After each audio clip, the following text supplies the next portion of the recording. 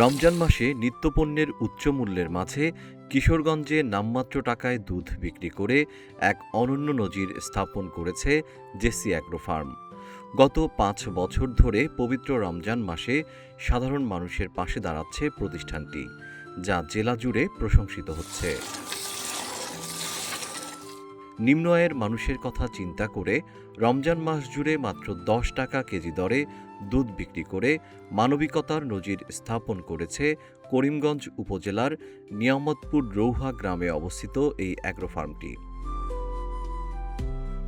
এই খামারে বর্তমানে মোটা তাজাকরণ সহ প্রায় ২৫০টি গরু রয়েছে। খামার কর্তৃপক্ষ জানায়, রমজানের প্রথম দিন থেকেই প্রতিদিন সকাল ১১টায় দুধ বিক্রি শুরু হয়। যাতে বেশি মানুষ উপকৃত হতে পারে সেজন্য একজন সর্বোচ্চ ১ কেজি করে দুধ কিনতে পারছেন। প্রতিদিন গড়ে ৯০ থেকে ১০০ জন নিম্ন আয়ের মানুষ এ সুবিধা পাচ্ছেন। জেসি অ্যাগ্রো ফার্মের ব্যবস্থাপনা পরিচালক হুসাইন মোহাম্মদ রিয়াদ বলেন, রোজার মাসে দুধের চাহিদা বাড়ে, কিন্তু অনেকেই উচ্চ দামে কিনতে পারেন না। তাদের কথা চিন্তা করেই নামমাত্র ১০ টাকা দরে দুধ বিক্রি করা হচ্ছে। প্রতি বছরের ন্যায় এই বছরও জেসি অ্যাগ্রোর উদ্যোগে সর্বসাধারণের মাঝে ১০ টাকা প্রতি লিটার দুধ আমরা বিতরণ করতেছি। আমাদের যতটুকু দুধ হয় প্রতিদিন দৈনিক সকাল বিকাল আমাদের ৯০ থেকে ১০০ কেজি দুধ হয়।